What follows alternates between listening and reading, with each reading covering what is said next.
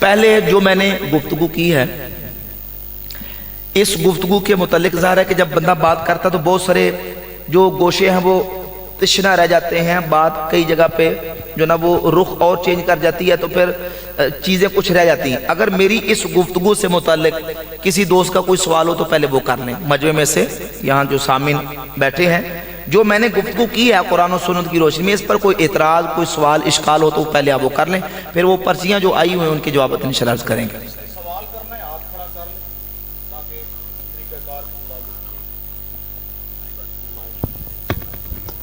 اور ساتھ میں یہ بھی عرض کر دوں، پہلے بھی کہا کہ اور ویسے میری طبیعت بھی ہے کہ چونکہ یہ ایک عوامی مجمع ہے تو شخصیت کے حوالے سے کوئی سوال نہ کریں، بس ویسے جو دینی مسئلہ ہے اس حوالے سے آپ کو بات کرنا چاہتا ہوں کر لیں۔ السلام علیکم ورحمۃ اللہ۔ وعلیکم السلام۔ استاد صاحب، یہ یعنی آپ نے کہا اہل سنت و جماعت جو ہے تو وہ جنتی گروہ ہے، جی جی، لیکن ہم دیکھتے ہیں کہ دیوبند ہے تو وہ خود کو اہل سنت کہتی ہے، یعنی جو بھی ہے وہ اپنے نام کے ساتھ، یعنی دیوبند اہل سنت، بریلی اہل سنت۔ اب عام عوام کو وہ کیسے سمجھے گی کہ اہل سنت کون سی ہے اس میں؟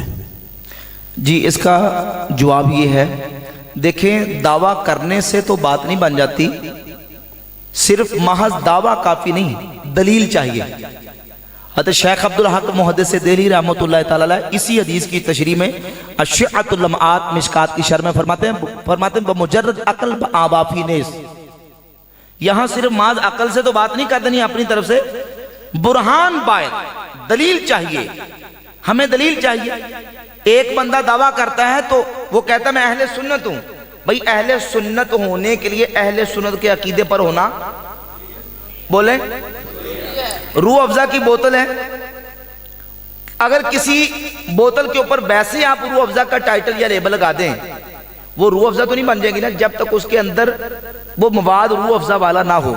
اہل سنت کا صرف نام لینے سے بندہ سنی نہیں ہوتا، کیونکہ سنی کسی گلی محلے چوک چرستے یا کسی خاص مخصوص ادارے مدرسے کا نام نہیں، سنی ایک عقیدے کا نام ہے، جو اہل سنت کے عقیدے پر ہے وہ اہل سنت ہے۔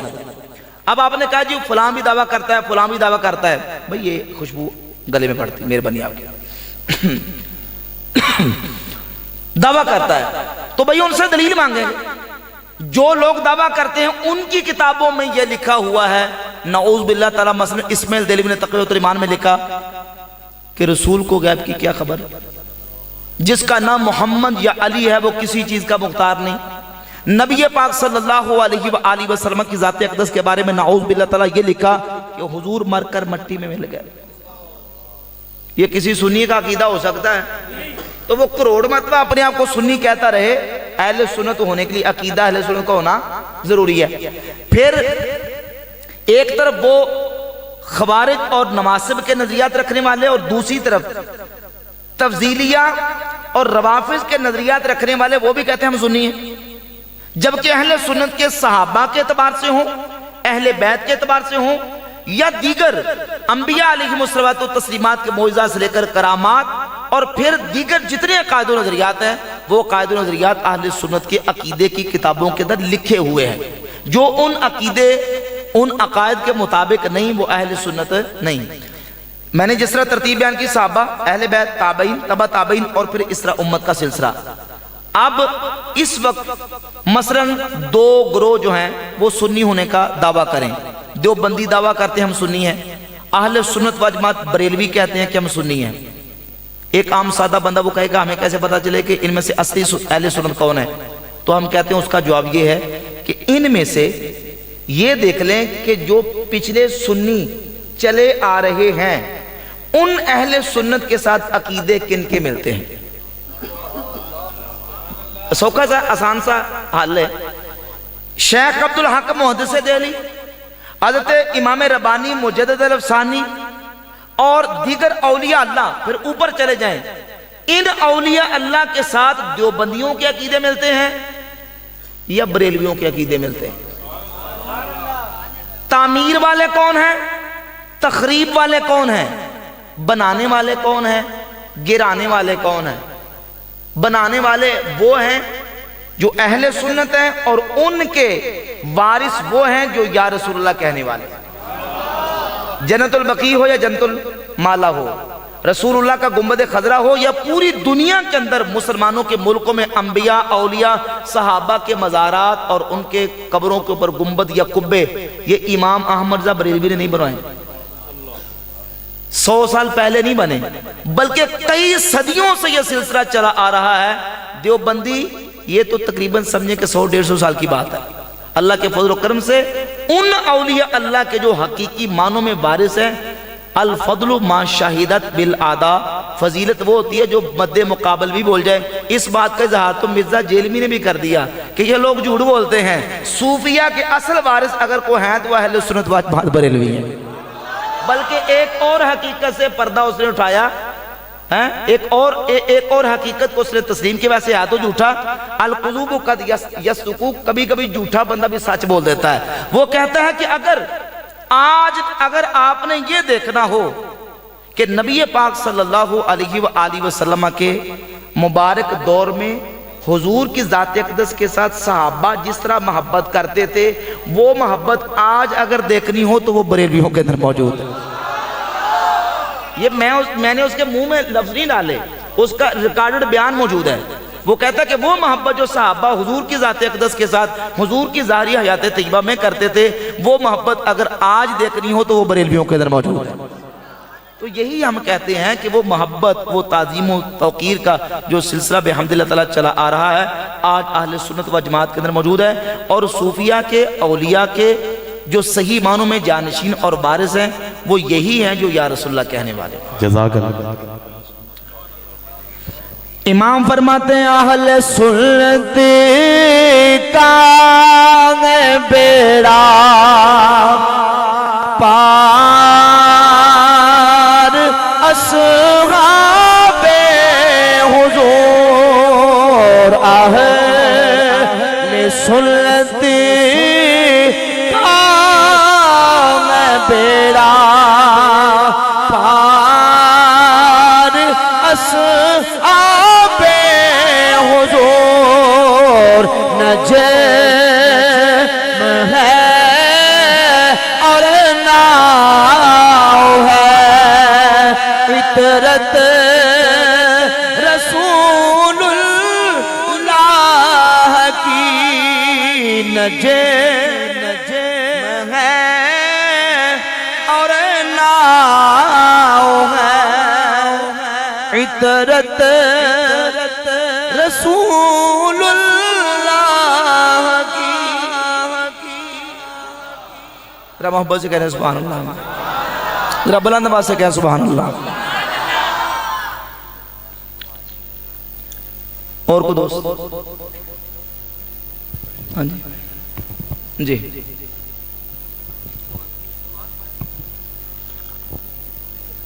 اور کس کے؟ اب بالکل کسی بد عقیدہ بد مذہب کے پیچھے سنی صحیح العقیدہ کو نماز پڑھنے کی اجازت نہیں۔ اچھا میں عرض کرتا ہوں، سنیں، آپ مجھے بتائیں، جس بندے کا وضو نہ ہو، بے وضو نماز پڑھائے، اس کے پیچھے نماز پڑھ سکتے؟ اگر بے وضو، جس کا وضو صحیح نہ ہو اس کے پیچھے نماز نہیں پڑھ سکتے، تو جس کا عقیدہ صحیح نہ ہو اس کے پیچھے بھی نماز نہیں پڑھ سکتے، کیونکہ بد عقیدہ جس کے عقیدے کے اندر خرابی موجود ہے اس کی اپنی نماز بھی درست نہیں ہے۔ صحیح بخاری کے اندر حدیث ہے، نبی پاک صلی اللہ علیہ وآلہ وسلم نے فرمایا جس نے مدینہ طیبہ میں کوئی ایسا گمراہانہ بدعتی کام ایجاد کیا، اللہ نہ اس کا نفل قبول کرتا ہے نہ اس کا فرض قبول کرتا ہے۔ جس گمراہ شخص کا اپنا نفل و فرض قبول نہیں ہے اس کے پیچھے سنی صحیح العقیدہ کی نماز بھی درست نہیں ہے۔ اور ایک اور حدیث ہے، نبی پاک صلی اللہ علیہ وآلہ وسلم نے فرمایا من سر ان تقبل صلاتکم، تم میں سے جو پسند کرتا کہ اس کی نماز قبول کی جائے تو اسے چاہیے کہ وہ اپنا امام اس شخص کو بنائے جو بہتر ہے، کیونکہ تمہارے امام تمہارے اور تمہارے رب کے درمیان تمہارے نمائندے ہیں۔ اجعلوا ائمتکم خیارکم فانہم وفدکم فیما بینکم وبین ربکم، اپنے امام ان لوگوں کو بناؤ جو تم میں سے بہتر ہیں، کیونکہ یہ تمہارے اور تمہارے رب کے درمیان تمہارے نمائندے ہیں۔ نماز قبول تب ہوتی ہے کہ امام صحیح العقیدہ ہو، اگر امام بد عقیدہ تو اس کے پیچھے نماز پڑھنے کی اجازت نہیں۔ اور کو دوست وعلیکم السلام ورحمۃ اللہ۔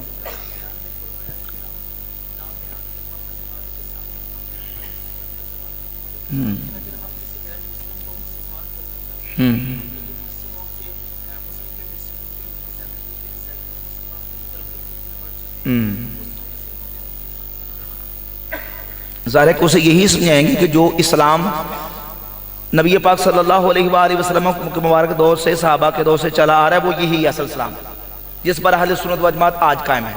اس کو موٹیویٹ کریں گے دلائل کے ساتھ، اسے سمجھائیں گے کہ جو اصل اسلام ہے صحابہ، تابعین، تبع تابعین سے اور پھر صوفیہ اور امت کے اولیاء اللہ سے آج تک ہمارے تک پہنچا ہے، وہ یہی اصل اسلام ہے جس پر آج اہل سنت و جماعت قائم ہے۔ اور جو باقی گمراہ فرقے ان کی خرابیاں، ان کی برائیاں اور ان کی ہسٹری بتائی جائے کہ یہ کوئی 100 سال سے پیدا ہوا ہے، یہ کوئی 150 سال سے پیدا ہوا ہے اور یہ فلان جگہ سے نکلا، یہ فلان جگہ سے نکلا ہے، اہل سنت و جماعت وہ ہیں جو صحابہ سے لے کر آج تک ولیوں سے چلتے آ رہے ہیں۔ حضرت مجدد الافسانی امام ربانی فرماتے ہیں طریق النجاتی مطابقت اہل سنت والجماعتی کسرہم اللہ سبحانہ فی الاقوال والافعال وفی الاصول والفروع فانہ الفرقۃ الناجیہ وما سواہم من الفرق فہم فی مارد زوال والشرف الہلاک۔ فرماتے ہیں نجات کا راستہ اہل سنت والجماعت کی پیروی ہے۔ 400 سال پہلے حضرت امام ربانی لکھا، فرماتے ہیں نجات کا راستہ اہل سنت والجماعت کی پیروی ہے اور یہی عقیدہ حق ہے، یہی سچ ہے۔ باقی اس کے علاوہ جتنے گمراہی جہالت میں پڑے ہوئے ہیں، عالمہ الیوم احد اولم یعلم، آج کو جانے یا نہ جانے، اما فی الغد، قیامت کے دن فَيَعْلَمُهُ كُلُّ أَحَدٍ وَلَا يَنْفَعُ، فرماتے ہیں کل قیامت والے دن سب کو پتہ چل جائے گا پر فائدہ، بولے فائدہ نہیں ہوگا۔ اور مجدد صاحب نے دعا کی اللہم نبہنا قبل ان ینبہنا الموت، یا اللہ اس سے پہلے کہ موت آ کے ہماری آنکھیں کھولے، موت سے پہلے ہمیں یقین کامل ہو جائے کہ اللہ نے حق اور سچ عقیدہ اہل سنت و جماعت کو عطا فرمایا۔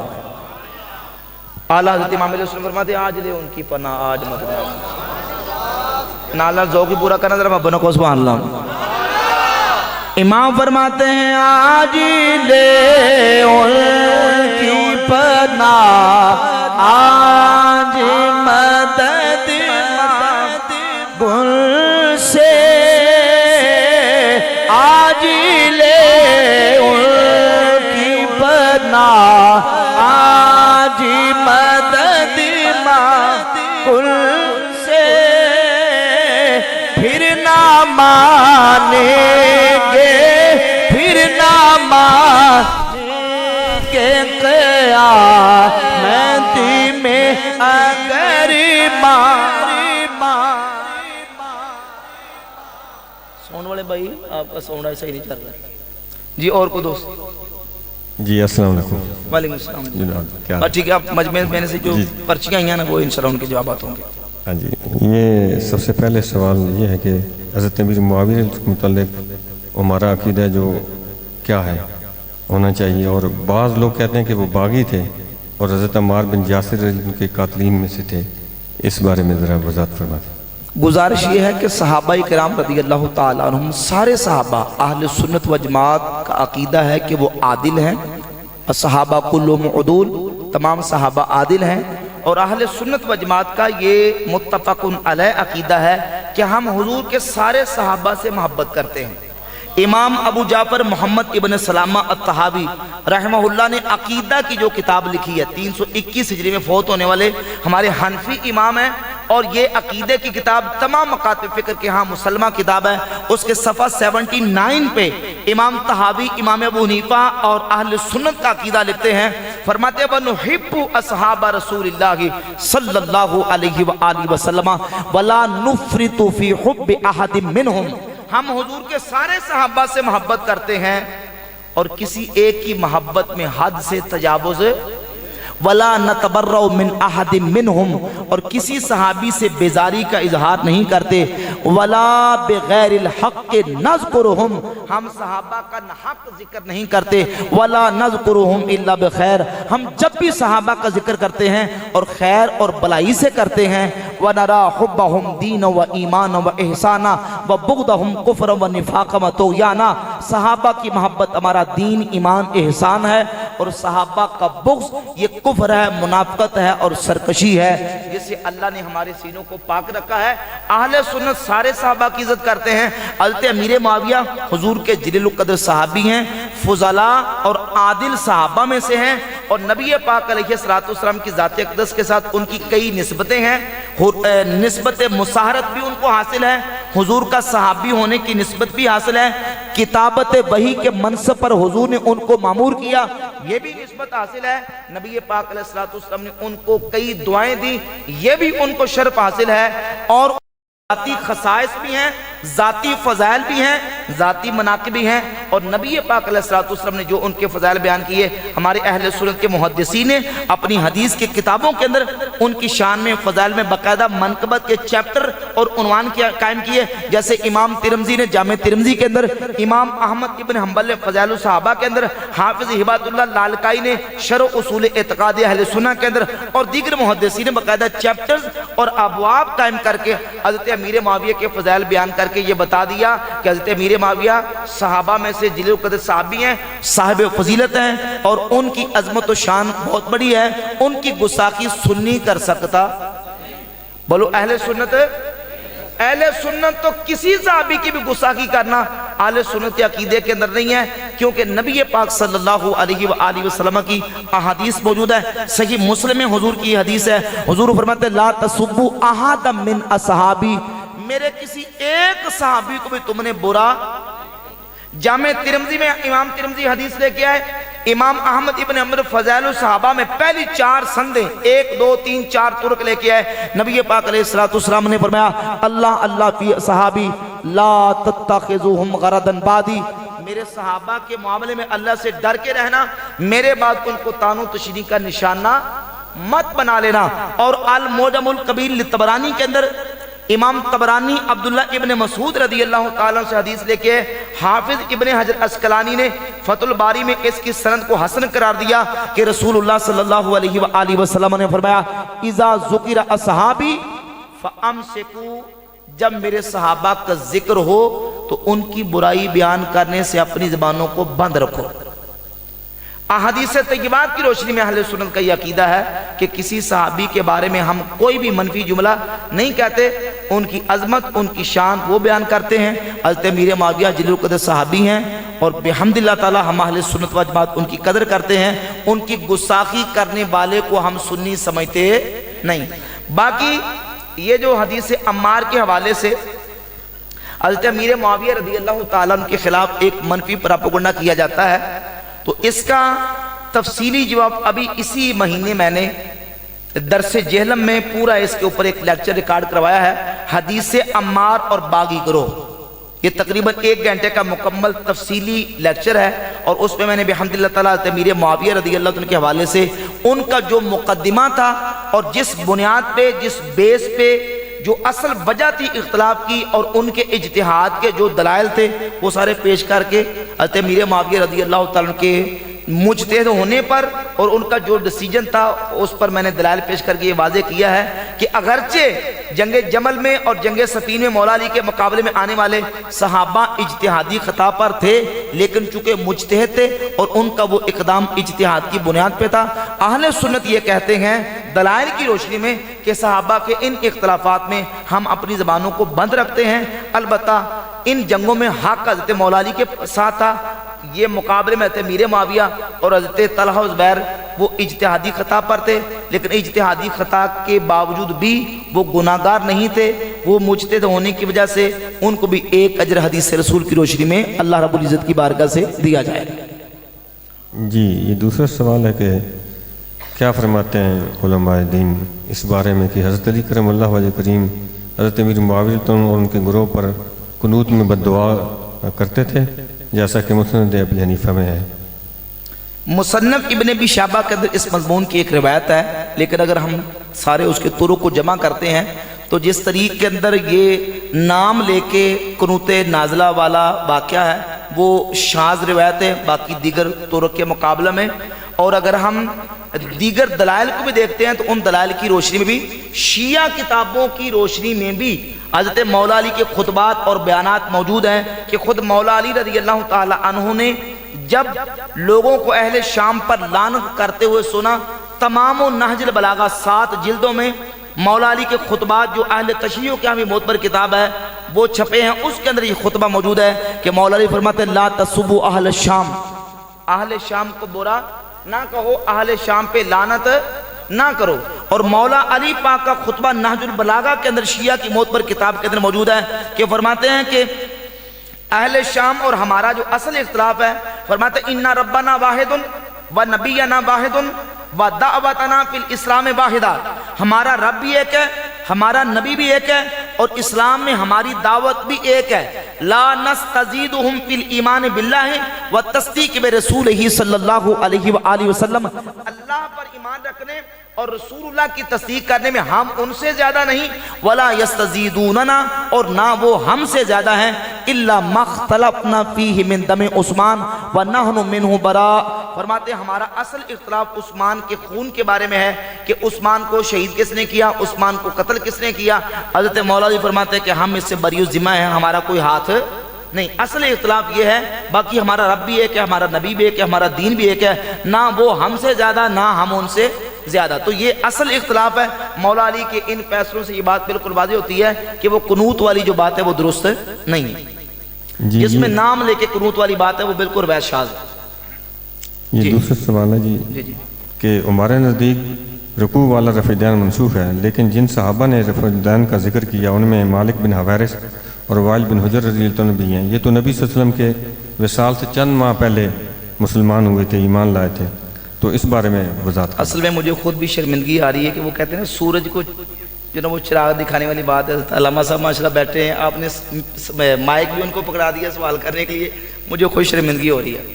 حضرت علامہ نے ماشاءاللہ علامہ ابو اسامہ ظفر القادری بکری ماشاءاللہ تشریف فرمایا ہے، رفع الیدین کے موضوع پر ایک بڑی ہی انہوں نے ایک لاجواب اور بہترین کتاب ماشاءاللہ سنت امام القبلتین کے نام پہ سے ماشاءاللہ لکھی ہے، پہلے 2 جلدوں میں شائع ہوئی تھی، اب 2 جلدیں تیار ہے ماشاءاللہ، ابھی انشاءاللہ چھپنے کے مراحل میں ہیں۔ مائک ان کو پکڑا دیا گیا، مجھے شرم آ رہی ہے سوال سن کے۔ قبلہ کے سوال نہیں ہے، قبلہ نہیں سوال ان کے نہیں ہے، لیکن پھر بھی نا وہ مطلب کہ وہ فرق ہونا اس کی وجہ سے نہیں بات بنتی نا، طبیعت میں وہ مسئلہ بنتا ہے۔ تو بہرحال وہ سوال کا میں جواب کر دیتا ہوں، یہ گویا کہ انہی کے دیے ہوئے جوابات میں آپ کے سامنے بیان کر دیتا ہوں ماشاءاللہ۔ انہوں نے کتاب سبحان اللہ۔ تو سوال عام طور پہ یہ کیا جاتا ہے کہ دیکھیں رفع الیدین کے اس بات پر جو روایتیں کتب حدیث کے اندر آئی ہیں، ان حدیث کے اندر ایک حدیث حضرت مالک بن حویرث رضی اللہ تعالیٰ عنہ سے ہے، اور مالک بن حویرث جو ہے وہ متاخر اسلام صحابی ہیں، وہ تو آخری دور میں اسلام لائے، تو رفع الیدین کرنا تو ان سے بھی روایت انہوں نے کی ہے نبی پاک علیہ السلام سے، تو لہذا ثابت ہوا کہ نبی پاک علیہ السلام سے آخر وقت تک رفع الیدین کرنا ثابت ہو گیا۔ بھائی سوال سمجھ آیا؟ اس کا جواب سن لیں۔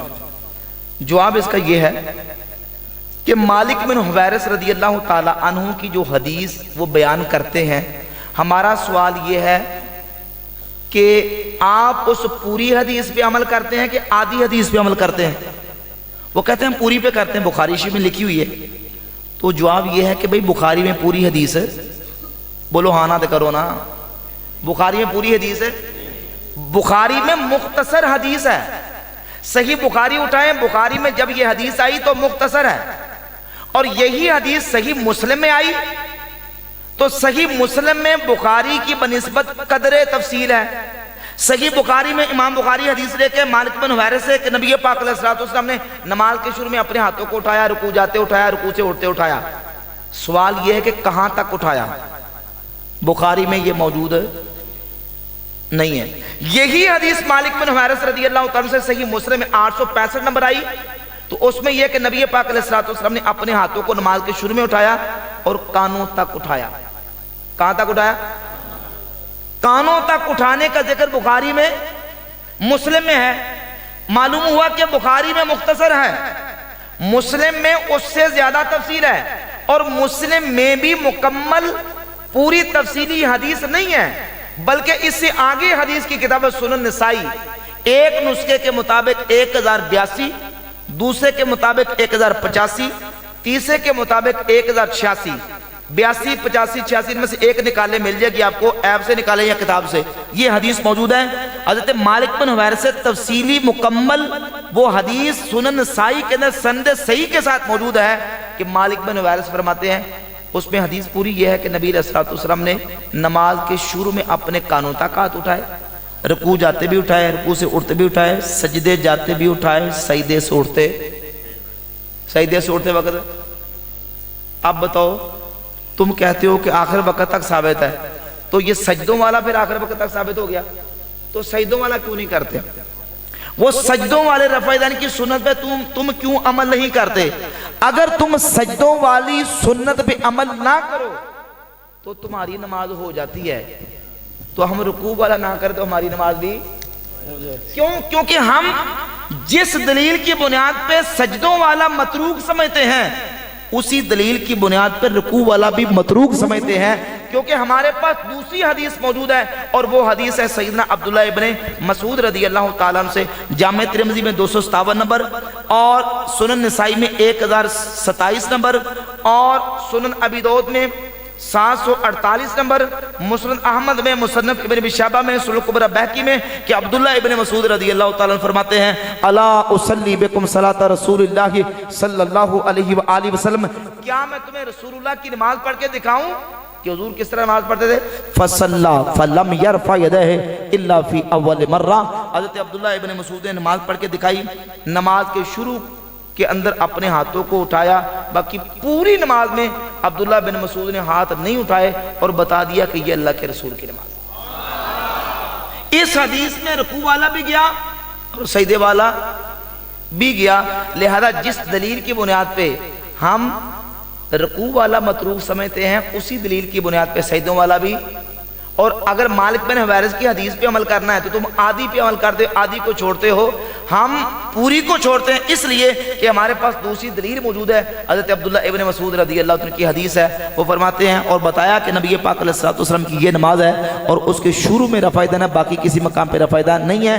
और इस हदीस को इमाम तिरमिज़ी ने जामे तिरमिज़ी 257 नंबर हदीस बयान करने के बाद कहा कि हदीस अब्दुल्लाह इब्ने मसूद हसन है और दूसरे नुस्खे के मुताबिक फरमाया कि हसनुन सहीहुन, ये हदीस हसन सही है। वबिही यक़ूलु गैरु वाहिद मिन अहलिल इल्म मिन असहाब नबी सल्लल्लाहु अलैहि व आलिहि वसल्लम, और नबी पाक अलैहिस्सलातु वस्सलाम के अहले इल्म सहाबा भी यही कहते हैं जो अब्दुल्लाह बिन मसूद फरमाते। और अहले इल्म सहाबा कौन है? बस एक आखिरी वाला, वो अहले इल्म सहाबा जो यही कहते हैं जो अब्दुल्लाह बिन मसूद ने कहा, उनमें से एक अहले इल्म सहाबी मौला अली की जात है। मुसन्नफ इब्न अबी शैबा में 2457 नंबर 2457 नंबर हदीस है। इमाम अबू बकर इब्न अबी शैबा इमाम वकी से, वकी भी सीखा, वो अबू बकर नाशरी से वो भी सीखा, वो आसिम बिन कुलैब से वो भी सीखा, वो कुलैब बिन शिहाब से वो भी सीखा, मौला अली के शागिर्द हैं। 2457 नंबर हदीस है।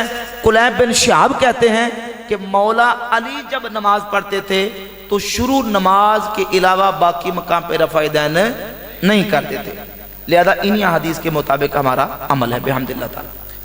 मुफ्ती साहब, सवाल किया गया कि एतराज़ करने वाले कहते हैं कि जब तक गौस पाक और गरीब नवाज जैसे बुजुर्ग पीर पैदा नहीं हुए थे उस वक्त भी तो लोगों की हाजतें पूरी होती थी, तो लिहाजा बुजुर्गों के बजाय अल्लाह से मांग लिया जाए तो ज़्यादा बेहतर नहीं है? ये आखिरी सवाल है? नहीं, अच्छा, आखिरी सवाल नहीं, और भी है। बुजुर्गों की बजाय अल्लाह से मांग लिया जाए तो ज़्यादा बेहतर नहीं है? हाकिम से मदद लेने की बजाय डायरेक्ट अल्लाह से ले लीजिए तो ज़्यादा बेहतर नहीं है? हकीम से दवाई लेने की बजाय सिर्फ अल्लाह से दुआ कर ली जाए तो ज़्यादा बेहतर नहीं है? डॉक्टर से दवाई लेने से पहले अल्लाह से सिर्फ दुआ ही कर ली जाए तो ये ज़्यादा बेहतर नहीं है? एक बंदा समंदर में दरिया में डूब रहा है, गोते खा रहा है, और बाहर किनारे पे एक बंदा खड़ा है, وہ بجائے اس کے کہ اس کنارے والے بندے کو پکار کے کہے کہ مجھے باہر نکالو، وہ صرف ڈوبتا ہوا اللہ سے دعا کر لے، تو یہ زیادہ بہتر نہیں ہے؟ اس کا جواب کچھ دیں گے نا؟ تو بھئی اصل ہمارا موقف سمجھیں استمداد اور استغاثہ کے بارے میں، وہ یہ ہے کہ اولیاء اللہ، انبیاء اور صالحین، ان سے استغاثہ جو استعانت ہوتی ہے، ایک تو یہ ہے کہ ان سے حقیقتاً مدد ہم نہیں مانگتے، یہ یاد رکھیں، ایاک نستعین، یہاں حصر ہے، اور حصر مطلق نہیں ہے بلکہ حصر حقیقی ہے۔ معنی یہ ہے کہ یا اللہ ہم صرف تجھ ہی سے مدد مانگتے ہیں، معنی یہ ہے کہ حقیقت میں تجھ سے مدد مانگتے ہیں، حقیقت میں مدد صرف اللہ سے، اللہ کے علاوہ کسی نبی، کسی ولی، کسی فرشتے سے حقیقتاً مدد مانگے تو مشرک و کافر ہو جائے گا، وہ مسلمان نہیں رہ سکتا۔ اگر حقیقتاً اللہ کو چھوڑ اللہ کے علاوہ کسی اور سے مدد مانگے، اگر اللہ کے علاوہ اللہ کے کسی بندے سے اس کو اللہ کی مدد کا مظہر اور ذریعہ سمجھ کے مدد مانگے گا تو وہ اللہ ہی کی مدد کے تحت اور اللہ کی مدد کا مظہر سمجھ کے مانگا، حقیقت میں وہ اللہ ہی کی مدد تصور کی جائے گی۔ ایک بندہ دریا میں ڈوب رہا ہے، اور دریا میں ڈوبتے ہوئے اگر اس نے کنارے پہ کھڑے بندے کو پکار کے کہا کہ میں ڈوب رہا ہوں مجھے بچاؤ، تو یہ پکارنے والا مشرک تو نہیں ہو جائے گا؟ کیوں؟ بھئی اللہ کے علاوہ بندے کو پکار رہا ہے، اس کا جواب مشرک نہیں ہوگا۔ کیوں؟ کیونکہ حقیقت میں اس کا عقیدہ یہی ہے کہ مدد میری اللہ ہی نے کرنی ہے، لیکن اگر اس بندے کو میں پکار کے مدد اس سے لے رہا ہوں تو اس کو اللہ کی مدد کا ذریعہ سمجھ لیں۔ اللہ نے اس کو جو طاقت دی ہے، اللہ کی دی طاقت سے یہ میری مدد کرے گا، اس عقیدے کے ساتھ اگر استعانت کرے گا تو وہ شرک نہیں۔ سنن نبی داؤد میں حدیث ہے، نبی پاک صلی اللہ علیہ وآلہ وسلم نے فرمایا اذا سألت فاسأل اللہ اذا استعنت فاستعن باللہ، تو جب بھی مانگے اللہ سے مانگ، تو جب بھی مدد چاہے تو اللہ سے مدد چاہ۔ کس سے مانگنا ہے؟ مدد کس سے چاہنی ہے؟ اللہ سے۔ صحیح مسلم میں، سنن ابی داؤد میں، مسند احمد بن حنبل میں، طبرانی کبیر میں حدیث ہے، معروف حدیث آپ نے سنا، نبی پاک صلی اللہ علیہ وآلہ وسلم کی ذات اقدس کو حضرت ربیعہ اسلمی رضی اللہ تعالیٰ عنہ نے وضو کروایا تو نبی پاک علیہ السلام نے ان سے فرمایا سالنی، اے ربیعہ مانگو مجھ سے کیا مانگتے ہو؟ ربیعہ کس سے مانگو؟ بولے نہیں یار ذرا، سالنی، ابو داؤد کے الفاظ ہیں، سالنی مجھ سے مانگو، اور ابو داؤد ہی کی حدیث ہے اذا سألت فاسأل اللہ، تو جب بھی مانگے اللہ سے مانگ، اور یہاں فرمایا تو مجھ سے مانگ۔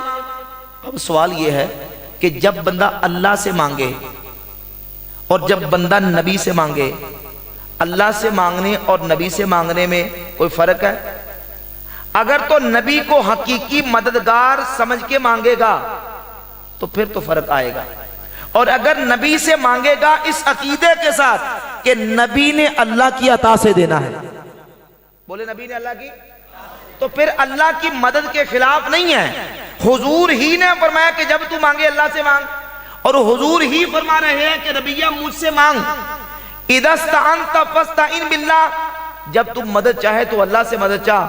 اور سنن نسائی میں صحیح حدیث ہے، قبیلہ حوازن کے لوگ نبی پاک علیہ السلام کی بارگاہ اقدس میں آئے تو نبی پاک علیہ السلام کی بارگاہ میں آ کے عرض کیا حضور صحابہ نے ہمارے مال، ہماری سواریاں اپنے پاس وہاں جنگ سے مال غنیمت کے طور پر لے لی ہیں، اور ہم اب مسلمان ہو چکے ہیں، ان سے کہیں ہمارا مال واپس کر دیں۔ تو نبی پاک علیہ السلام نے فرمایا تم نے یہ کرنا ہے اذا صلیت الظہر، جب میں ظہر کی نماز پڑھ چکوں، فقوموا، تو تم نے کھڑے ہو جانا ہے، فقولوا انا نستعین برسول اللہ، اور کھڑے ہو کے یہ کہنا کہ ہم اللہ کے رسول سے مدد چاہتے ہیں۔ کیا کہنا ہے؟ انا نستعین برسول اللہ، ہم رسول اللہ سے مدد چاہتے ہیں، وہی ایاک نستعین، یا اللہ ہم صرف تجھ ہی سے مدد چاہتے ہیں۔ اور حضور فرماتے تم نے یہ کہنا انا نستعین برسول اللہ، ہم رسول اللہ سے مدد چاہتے ہیں۔ اب یہ نستعین برسول اللہ इय्याका नस्तईन के खिलाफ तो नहीं? जवाब यह है कि नहीं। क्यों? क्योंकि इय्याका नस्तईन में माना यह है कि या अल्लाह हकीकत में मदद तुझसे मांगते हैं, और यहां जो रसूल पाक अलैहिस्सलाम कबीला हवाज़िन के लोगों को अपने से मदद मांगने का कह रहे हैं, तो वो हकीकत में मदद अल्लाह ही की है। अल्लाह के रसूल से मदद मांगेंगे तो वो अल्लाह रब्बुल इज़्ज़त की मदद का मदद समझ के मांगेंगे। लिहाजा अंबिया, औलिया, सालिहीन से जब इस्तिगासा और इस्तिआनत होता है तो वो इसी अकीदे के तहत होता है।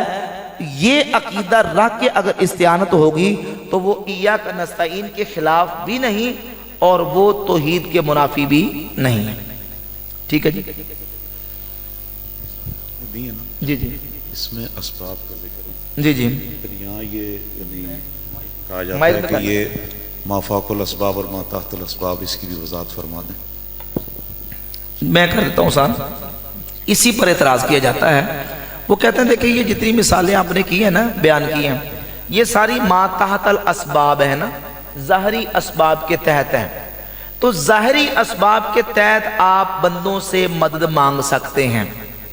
भाई सुनिए जरा तवज्जो से, ज़ाहरी असबाब के तहत बंदों से मदद मांग सकते हैं। लिहाजा ज़ाहरी असबाब से हटकर की बात करें।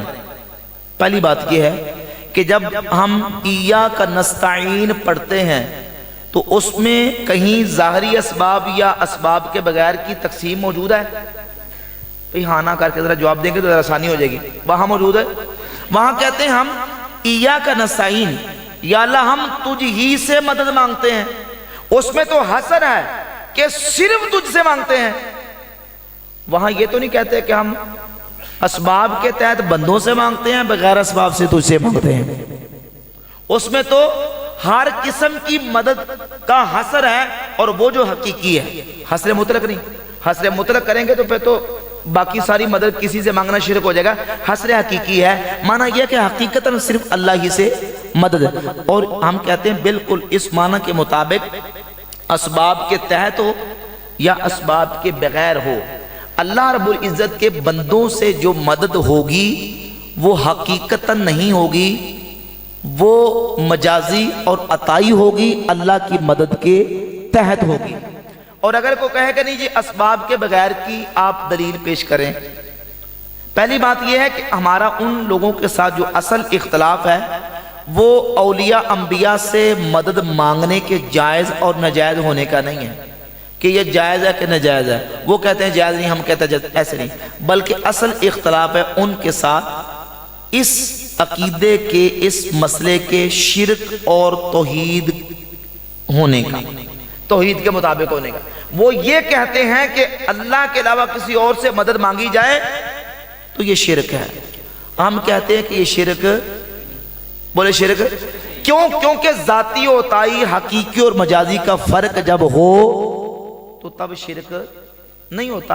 अंबिया औलिया की जो ताकत हम मानते हैं, अल्लाह रब्बुल इज़्ज़त ने जो उनको रूहानी तौर पे ताकतें तसर्रुफात दिए हैं, वो जिंदा हों तो तब भी रूह जिंदा है, और अगर दुनिया से विसाल कर जाएं तो दुनिया से विसाल करने के बाद भी इस पर इजमा है कि दुनिया से जाने के बाद भी रूह को मौत, बोले रूह को मौत, रूह जो है वो जो बंदा दुनिया में हयात है उसकी भी जिंदा है, और दुनिया से जाने के बाद रूह क्या होती है? अब जो औलिया अल्लाह से इस्तिमदाद और इस्तिगासा होता है वो उनकी रूहानी ताकत के पेश नजर होता है। सैयदना आसिफ बिन बरखिया सुलेमान अलैहिस्सलाम के सामने जो मलका बिल्कीस का तख्त लेके सूरत नमल की आयत नंबर 40 की रोशनी में सवाल ये पैदा होता है कि वो ज़ाहरी असबाब के तहत लेके आए थे या कि असबाब के बगैर लेके आए थे? माँ फौकल असबाब लेके आए थे कि माँ ताहतल असबाब लेके आए थे? भाई जिंदा बैठे हो ना भाई, माँ फौकल असबाब लेके आए थे। बज़ाहिर कोई मशीनरी, बज़ाहिर कोई ऐसी कोई असबाब या कोई मशीनरी या कोई ऐसी टेक्नोलॉजी उस दौर में मौजूद नहीं थी कि जिसके साथ उन्होंने उस तख्त को पकड़ा और पकड़ के सुलेमान अलैहिस्सलाम के दरबार में हाजिर कर दिया, बल्कि कहा था कि मैं आपकी बारगाह में वो तख्त लेके आऊंगा क़ब्ल अन यर्तद्द इलैका तर्फुक, आपकी पलक झपकने से पहले। पलक झपकने से पहले क्या हो सकता है? बस यही हो सकता, कुन हो जा और वो हो जाए। और वो तख्त सुलेमान अलैहिस्सलाम के सामने आ गया। अब वो जिंदा वली जो इतनी दूर से मलका बल्कीस का तख्त सुलेमान अलैहिस्सलाम के दरबार में लेके आए हैं, वो अपनी फिजिकली जिस्मानी ताकत के साथ लेके आए हैं या कि अपनी रूहानी ताकत से?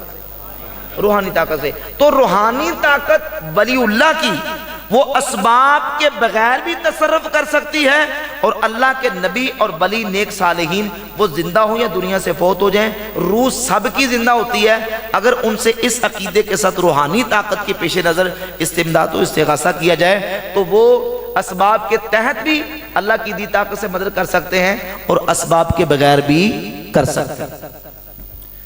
मुफ्ती साहब, ये सवाल किया गया है कि अब करामात का ज़हूर क्यों नहीं होता? क्या अब कैमरा आ गया है तो तब करामात ज़ाहिर नहीं होती, जबकि जब तक कैमरा नहीं था उस वक्त तक की तो करामात बहुत ज़्यादा मौजूद हैं? जवाब यह है कि करामात का किसी के हाथ पर सादिर करना ये अल्लाह रब्बुल इज़्ज़त की कुदरत है, अल्लाह की हिकमत है। अल्लाह रब्बुल इज़्ज़त जिसके हाथ पर चाहे करामत का सुदूर फरमा दे। और अगर कोई ये शख्स कहे कि देखे पुराने दौर में तो इतनी करामतें होती तो अब क्यों नहीं है, उसका जवाब एक इल्ज़ामी जवाब और एक तहकीकी। इल्ज़ामी जवाब ये है कि पुराने दौर में लोगों के हाफ़ज़े इतने ज़्यादा मजबूत होते थे, अब क्यों नहीं है। इमाम बुखारी के बारे में मुहद्दिसीन ने लिखा कि उनको 6 लाख, बाद ने लिखा 3 लाख हदीसें सनद और मतन के साथ ज़बानी याद थी। ऐसे ही है और ऐसे ही है। सवाल यह है कि अब इतने ज्यादा हाफजे क्यों नहीं हैं लोगों के? अब क्या इस जमाने में कोई ऐसा मुहद्दिस, कोई ऐसा आलिम हदीस का है जिसे 3 लाख हदीसें ज़बानी याद हो? नहीं है। तो इसका मतलब यह है कि क्या इमाम बुखारी को भी याद नहीं थी? भाई ये मतलब तो नहीं निकल सकता ना कि इमाम बुखारी को भी याद नहीं। ये अल्लाह रब्बुल इज़्ज़त की तकसीम है कि अल्लाह ताला ने अपने नबी की हदीसों को याद करने के लिए उन लोगों को फुर्सत भी दी, उनको तौफीक भी दी और उनको ऐसे मजबूत हाफजे दिए कि उन्होंने नबी पाक अलैहिस्सलाम की इतनी लाखों हदीसों को अपने ज़हन के अंदर याद कर लिया। ये अल्लाह ने उनको ताकत दी। अगर आज इतनी लाखों हदीसों का कोई हाफिज नहीं है तो इसका यह मतलब नहीं है कि इमाम बुखारी भी हाफिज नहीं थे। वो जमाना उनका था, अल्लाह ने उनके मुकद्दर में, किस्मत में रखा, उनको तौफीक अता फरमाई। अल्लाह रब्बुल इज़्ज़त की हिकमत है और ये जमाना हमारा है कि अल्लाह रब्बुल इज़्ज़त ने इस जमाने में बंदों को इनके मुताबिक तौफीक अता फरमाई।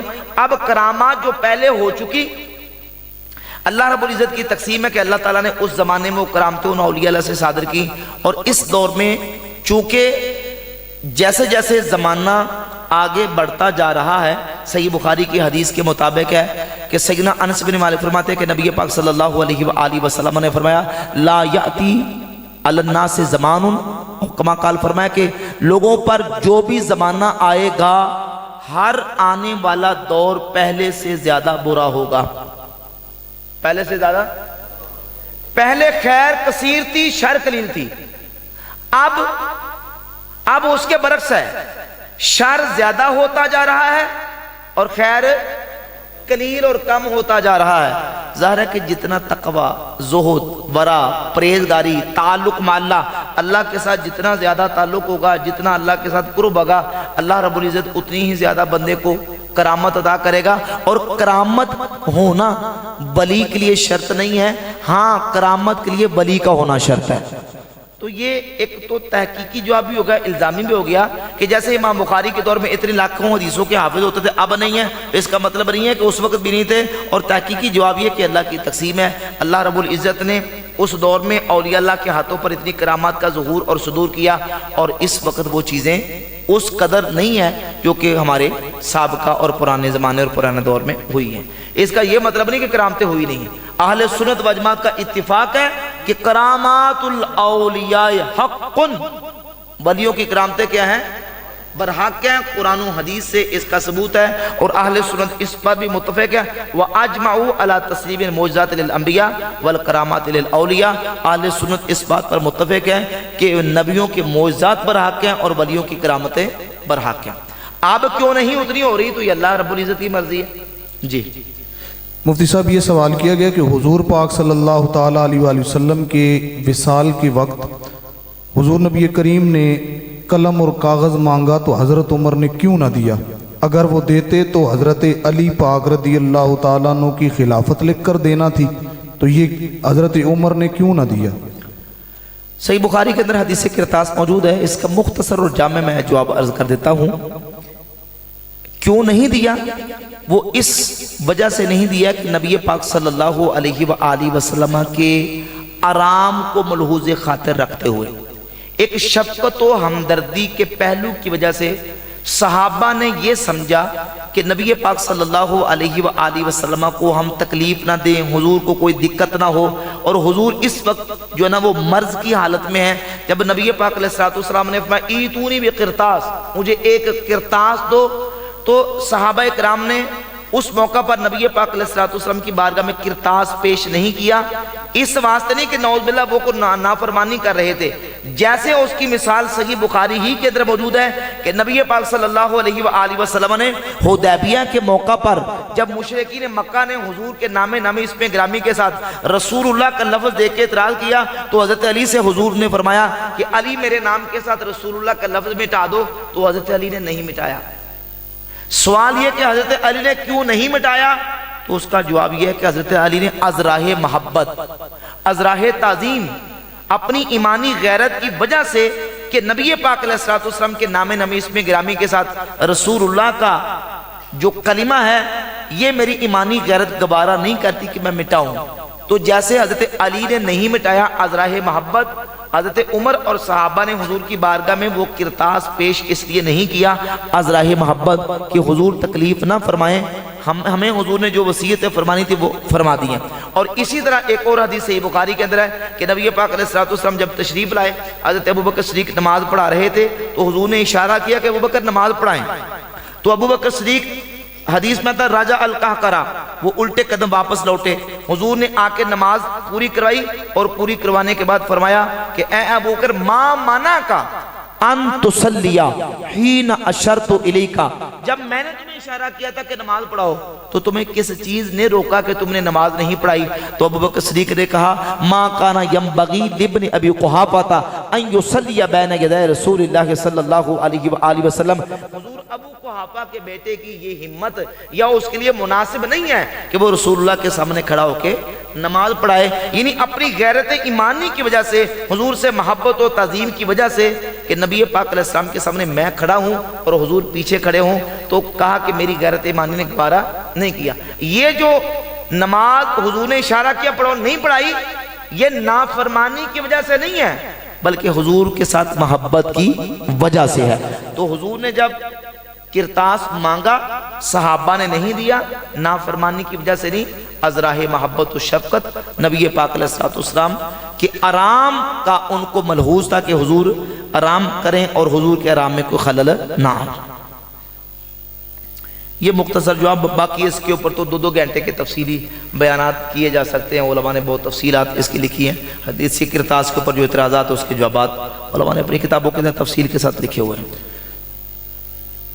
मुफ्ती साहब एक और सवाल है कि आमीन ऊंची कहनी चाहिए या आहिस्ता कहनी चाहिए? आमीन आहिस्ता कहनी चाहिए। 2 हदीसें बुखारी के अंदर मौजूद है। नबी पाक सल्लल्लाहु अलैहि वसल्लम ने फरमाया इदा क़ाल अल इमाम समी अल्लाहु लिमन हमिदा फ़क़ूलू रब्बना लकल हम्द, जब इमाम समी अल्लाहु लिमन हमिदा कहे तो तुम रब्बना लकल हम्द कहो।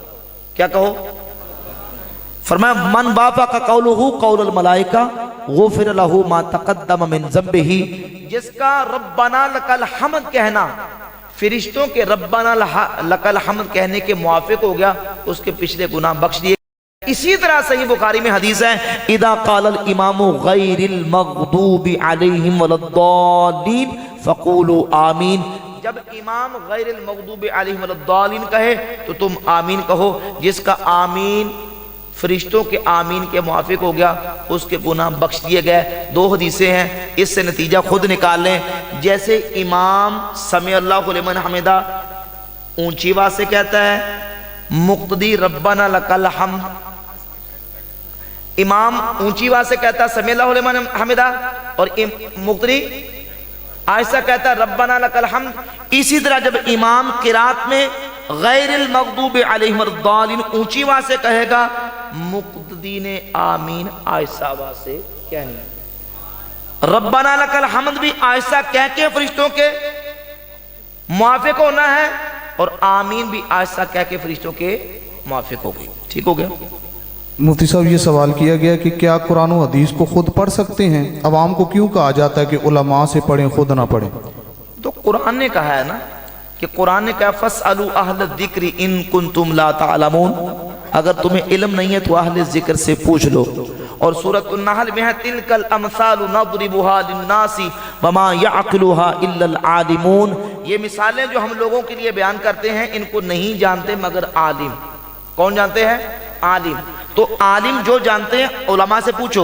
मुस्नद अहमद इब्न हंबल की हदीस है, नबी पाक सल्लल्लाहु अलैहि वसल्लम ने फरमाया कि तुम कुरान के बाज हिस्से को बाज पर ना दे मारना, जैसे कि पहली उम्मतों ने किया। जितना तुम्हें पता है उसके मुताबिक बात करो।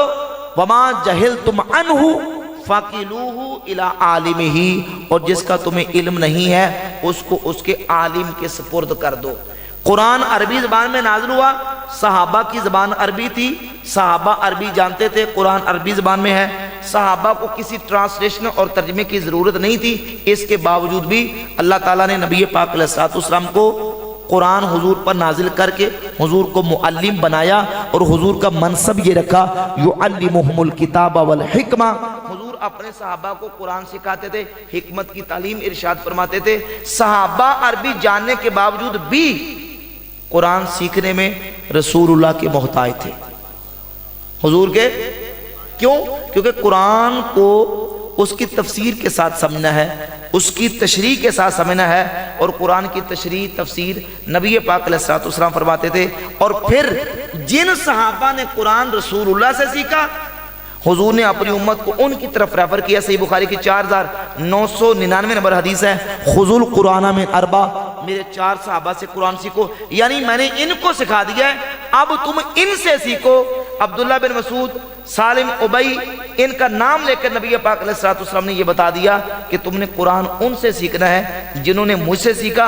और आज तक उम्मत का यह सिलसिला ऐसे ही चला आ रहा है कि सहाबा से ताबईन, ताबईन से तबा ताबईन, और तबा ताबईन, और फिर चलते चलते आज तक हमेशा कुरान जो है वो उसके माहिर से, उसके एक्सपर्ट से, उसके आलिम से सीखा जाता है। और दुनिया की हर फील्ड के अंदर, हर शोबे के अंदर उसके माहिर और उसके एक्सपर्ट की जो महारत और रहनुमाई है वो ली जाती है। लिहाजा कुरान आप पढ़ें, तर्जमे के साथ पढ़ें, तफसीर के साथ पढ़ें, लेकिन अपनी मनमानी ना करें, अपनी मर्जी ना करें, बल्कि कुरान की जो बात समझ ना आए तफसीर की, वो उसके उलमा से पूछें, और पूछ के उसका सही मफहूम और माना वो समझें और उस पर अमल पैरा हो। नऊज़ बिल्लाह ताला, हम ये नहीं कहते कि कुरान पढ़ना नहीं है, हम कहते पढ़ना है, लेकिन पढ़ना है कुरान के माहिर की रहनुमाई। ठीक हो गए? बस आखिरी कर लें ताकि ये कि महफिल जो मजमा बजा हुआ है इसी पर हम इक्तिफा करके दुआ कर लें।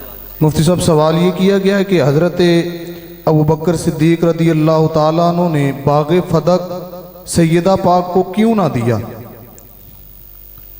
इसका जवाब यह है कि सैयदा फातिमा ज़हरा रदी अल्लाह ताला अन्हा ने भी, और नबी पाक सल्लल्लाहु अलैहि वसल्लम की अज़वाज तय्यबात ने भी हुजूर के विसाल अक़दस के बाद अबू बकर सिद्दीक जो कि हुजूर के जानशीन और खलीफा बिला फसल थे, उनसे मुतालबा इस बात का किया कि हमें बाग़े फदक से विरासत के तौर पर हिस्सा दिया जाए। तो अबू बकर सिद्दीक रज़ी अल्लाह ताला अन्हु ने उन सब के सामने यही जवाब इरशाद फरमाया कि नबी पाक सल्लल्लाहु अलैहि वसल्लम की हदीस है, और ये हदीस सही बुखारी के अंदर भी मौजूद है और अहले तशय्युअ की उसूल काफ़ी के अंदर मौजूद है, जिसका मजमून ये है कि नबी पाक अलैहिस्सलाम ने फरमाया, हम नबियों का गिरोह, हम अपना किसी को वारिस नहीं बनाते, हम जो छोड़ के जाते हैं वो उम्मत के लिए सदका होता है। तो सिद्दीक़ अकबर ने ये हदीस सुनाई, और हदीस सुना के सैयदा पाक रदी अल्लाह ताला अन्हा के सामने ये जवाब दिया कि मैं इसमें से बतौर विरासत किसी को हिस्सा नहीं दे सकता, क्योंकि नबियों की माली विरासत तकसीम नहीं होती। विरासत की 2 सूरतें हैं, एक इल्मी विरासत और एक माली विरासत। नबियों की जो विरासत आगे चलती है वो इल्मी विरासत है। रही माली विरासत, तो नबियों की माली विरासत तकसीम नहीं होती। सिद्दीक़ अकबर ने اس لیے باغ فدق کو وراثت کے طور پر تقسیم نہیں فرمایا۔ جس طرح نبی پاک علیہ الصلوۃ والسلام اپنی ظاہری حیات طیبہ میں اس مال کو خرچ کرتے تھے، اسی طریقے سے ابو بکر صدیق رضی اللہ تعالیٰ عنہ نے کیا، اسی طریقے سے عمر فاروق نے کیا، اسی طریقے سے عثمان غنی نے کیا، اور اسی طریقے سے مولا علی نے کیا۔ ٹھیک ہے جی، مفتی صاحب آپ کا بہت بہت شکریہ۔ میرا کل آپ کا بھی اطمینان جو نا نہیں ہوا ابھی، آپ کو مجھے لگ رہا ہے خطیب صاحب کا۔ ہاں جی، جیسے آپ نے شروع میں فرمایا کہ جو شخص یہ دعویٰ کرے کہ ہم قرآن حدیث کی بات کرتے ہیں اور ہمارے مقابل جو ہیں وہ بابوں کی بات کرتے ہیں، لیکن وہ قرآن حدیث کو بھی اسی طرح اپنی مرضی کے مطابق، اپنی منشا کے مطابق بیان کرتا ہے، تو ایسے شخص پر حکم کیا لگتا ہے؟ دیکھیں وہ اس کو دیکھا جائے گا کہ وہ شخص جو قرآن و حدیث کا نام لے کے اس کا مفہوم اپنی طرف سے بیان کرتا ہے، مثلا قرآن کی آیات کی مانوی تحریف کرتا ہے، تو اگر تو صراحتاً مانوی تحریف کر رہا ہے اور قرآن کے حلال کردہ کو حرام قرار دینے کی کوشش کر رہا ہے اور حرام کو حلال قرار دینے کی کوشش کر رہا ہے، پھر تو ظاہر ہے اس کے اوپر کفر کا حکم لگے گا۔ پھر اس کے مطابق ہوگا کہ جو جس انداز سے وہ بات کر رہا ہے تو اس کے مطابق اس پر حکم لگے گا۔ اگر تو صراحتاً قرآن کی تعریف کر رہا ہے اور مانوی تعریف کر کے حلال کو حرام اور حرام کو حلال قرار دے رہا ہے تو پھر اس کے اوپر حکم کفر آئے گا، ورنہ یہ کہ پھر اس کے مطابق حکم ہوگا جس لیول کا اس کا مسئلہ ہوگا۔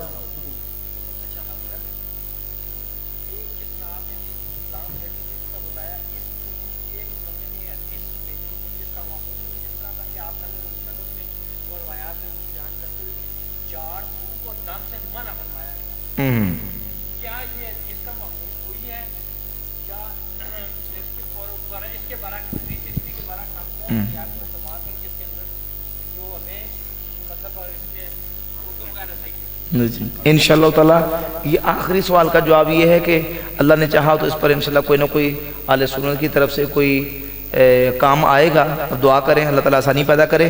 باقی یہ جو آپ نے کہا کہ روایت ہے کہ نبی پاک صلی اللہ علیہ وآلہ وسلم نے جھاڑ پھونک سے منع کیا، تو اس کا جواب یہ کہ اس حدیث کا مفہوم یہ ہے کہ وہ جھاڑ پھونک جو شرکیہ کلمات کے اوپر مبنی ہو، جس میں شرکیہ کلمات ہو، ورنہ صحیح مسلم ہی کے اندر حدیث موجود ہے اور ایک دوسری حدیث جامع ترمذی کے اندر موجود ہے، اور دونوں حدیثیں صحیح ہیں۔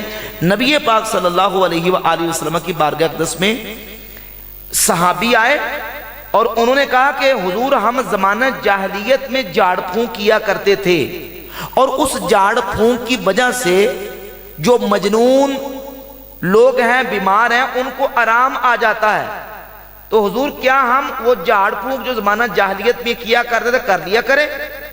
تو آپ علیہ السلام نے فرمایا تم اپنا وہ دم میرے سامنے پیش کرو، اس میں سے جو چیز شرکیہ کلمات میں مبنی اس کو چھوڑ دو، باقی تم رکھ سکتے ہو اور وہ جھاڑ پھونک اور دم کر سکتے ہو۔ کوئی بات سمجھ آ رہی؟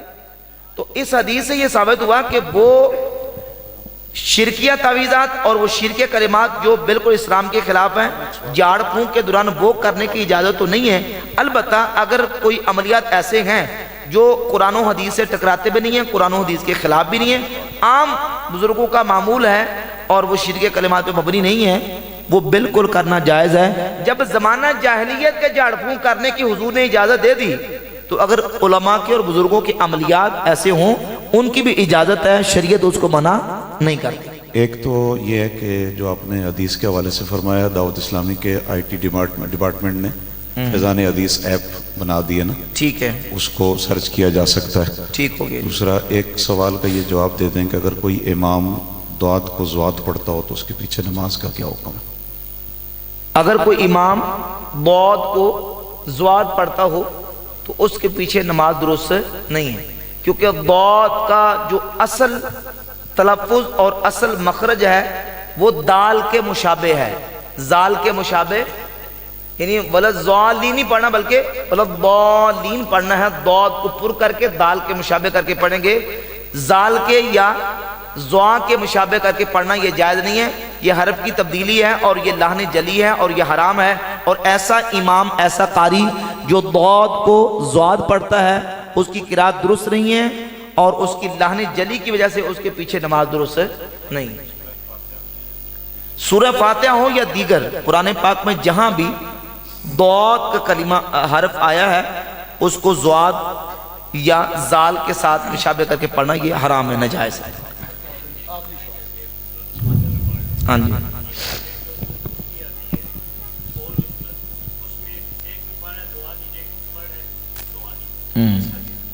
भाई कुरान पाक की कोई भी आयत है ना, कुरान पाक में जहां भी दौद आता है उसको ज़्वाद ज़्वा या जाल के मुशाबे करके पढ़ना हराम है, उसको दाल के मुशाबे दौद पुर करके पढ़ेंगे, चाहे सूरत फातिहा हो या इसके अलावा बाकी 113 सूरतों में से कोई।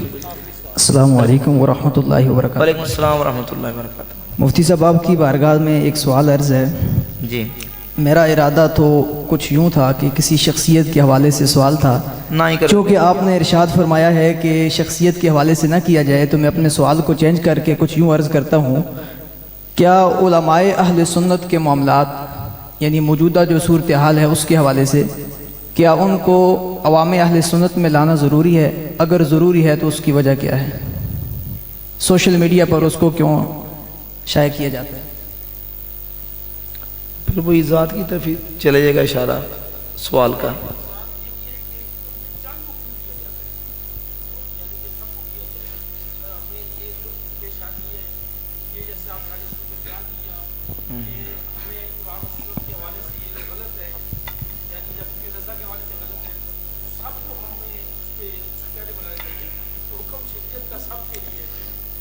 चलें, पर मैं 1-2 मिनट में कवर कर देता हूँ बात बड़ी मुख्तसर तरीके से। गुजारिश ये है कि जो इस वक्त हालात हैं वो सब के सामने हैं, और फ़िक्री आवारगी और समझें कि लोगों के जिस तरीके से अकायद को, नज़रियात को ख़राब किया जा रहा है, इस हवाले से गुजारिश ये है कि होना तो यही चाहिए कि अगर अहले सुन्नत के उलमा के माबैन कोई इख्तिलाफ वाक़ हो जाता है तो हमारी मरकज़ियत हो ना, हमारा मरकज़ हो, मरकज़ में उस बात को पेश किया जाए और उलमा, अकाबिर उलमा के सामने वो मुकदमा रखा जाए और अकाबिर उलमा अपने बड़ेपन का जो मुजाहरा है और जो उनके बड़ेपन के तकाज़े हैं उन तकाज़ों को पूरा करें, और अगर कोई फितना, कोई ख़राबी, कोई इख्तिलाफ पैदा हुआ है तो वो वहीं हाल हो जाए।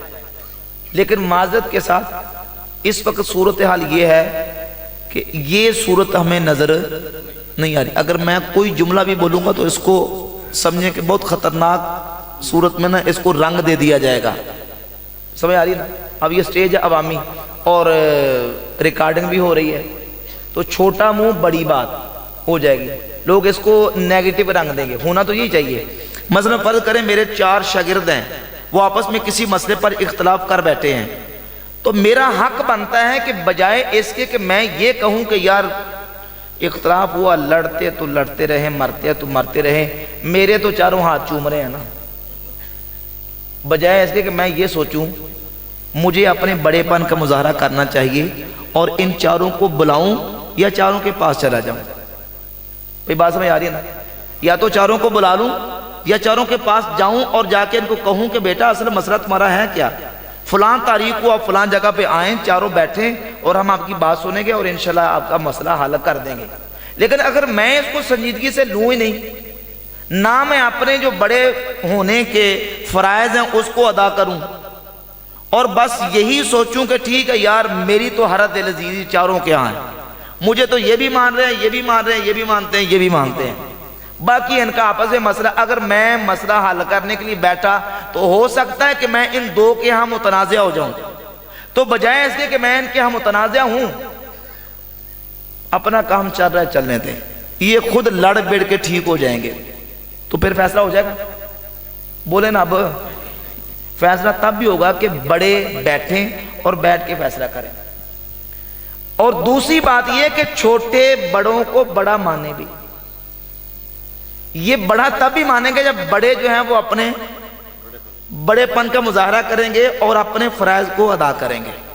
बस अगली बात मैं नहीं करता। अल्लाह में मुल्क तौफीक अता फरमाए। जज़ाकल्लाह। मुफ्ती साहब अल्लाह ताला तशरीफ़ रखें, इंशाल्लाह अभी दुआ होगी, आप तशरीफ़ रखें, दुआ होगी इंशाल्लाह, और दुआ के बाद मुफ्ती साहब से आप मुलाकात, मुझे पता है बहुत सारे मुश्ताक बैठे हैं इस हवाले से। अल्लाह ताला साहब का आना कबूल फरमाए। बिलखुसूस बुरहान से हमारे एक काफ़िला हमारे हज़रत अल्लामा बिलाल मदनी साहब की सरबराही में आया, इतने दूर से ठंड में। अल्लाह ताला इनका आना कबूल फरमाए। बहुत सारे उलमा आए और एक मोहब्बतों का इजहार किया।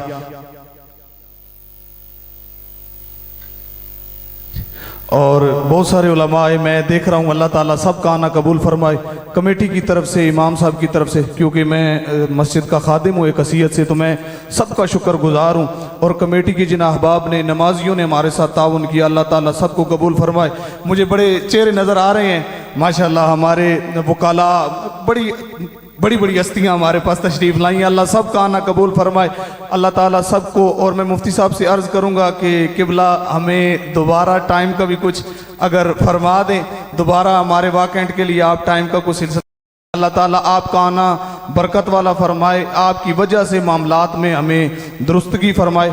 और जो हमने ये मुख्तसर सी सही की, अल्लाह ताला कबूल फरमाए। किबला डॉक्टर साहब का भी मैं शुक्रगुजार हूँ कि जिनकी वसातत से किबला मुफ्ती साहब तक हमारी रसाई हुई। अल्लाह ताला मुफ्ती साहब का साया दराज फरमाए। और जो हमने यहाँ सीखा समझा, जो चीज़ें हमने बैठ कर यहाँ पर सुनी मुफ्ती साहब से सवालात के ज़रिए, बयानात के ज़रिए, अल्लाह ताला उन पर अमल करने की तौफीक अता फरमाए। हमारे बहुत सारे उलमा, अब मैं नाम लूँगा तो टाइम बहुत ज़्यादा गुजर जाएगा। फैज़ान गौस और रज़ा का एक पूरा वफ़द आया हुआ है। इसी तरह जामिअतुल मदीना के बहुत सारे असातिज़ा तशरीफ़ फरमा हैं, बहुत सारे उलमा आए हैं। और कुछ जैसे मुफ्ती अब्दुल सलाम साहब हैं, नहीं आ सके तबीयत की नासाजी की वजह से। उस्ताजी मुफ्ती इमरान अशरफ साहब भी किबला तशरीफ़ फरमाए। मैं मादरत खाऊँ, बहुत सारे उलमा हैं जिनका मैं नाम नहीं ले सका।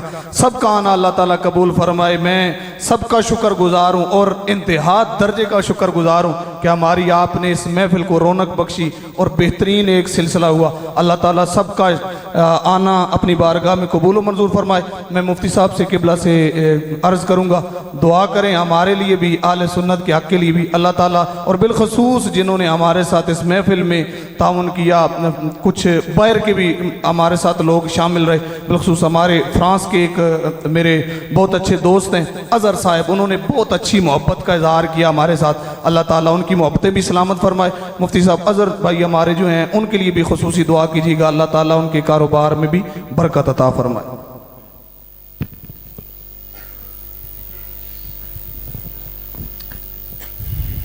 अल्हम्दुलिल्लाह रब्बिल आलमीन वस्सलातु वस्सलामु अला सय्यिदिल अंबिया वल मुरसलीन।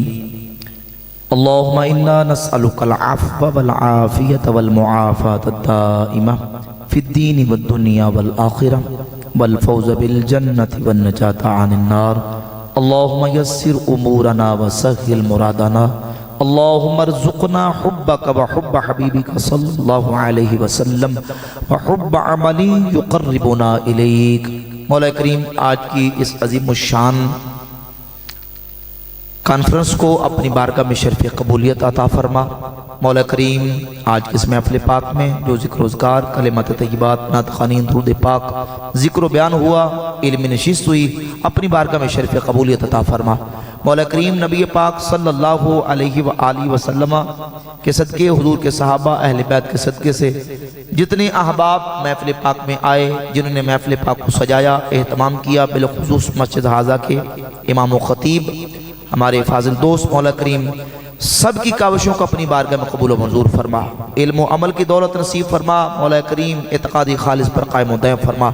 या रब्बल आलमीन नबी पाक अलैहिस्सलातु वस्सलाम के सदक़े से तमाम मुंतज़मीन महफ़िल को अपनी बारगाह से बेहद हिसाब अजर व सवाब अता फरमा। इनकी काविशों को, कोशिशों को कबूल फरमा के दारैन की सादतें अता फरमा। सबके घरों को शाद व आबाद फरमा। सबकी मौला करीम मेहनतों को कबूल फरमा के दारैन की सादतें अता फरमा। मौला करीम जितने भी परेशान हाल हैं, परेशानियों से निजात अता फरमा। बीमारों को शिफा अता फरमा। बेरोज़गारों को अच्छा रोज़गार अता फरमा। बे औलादों को नेक औलाद अता फरमा। राह रास्त से बढ़के उनको सिरात मुस्तकीम पर चलने की तौफीक अता फरमा। पूरी दुनिया के मुसलमानों की खैर फरमा। फ़लस्तीन, गज़ा के मुसलमानों की, शाम के मुसलमानों की खैर फरमा।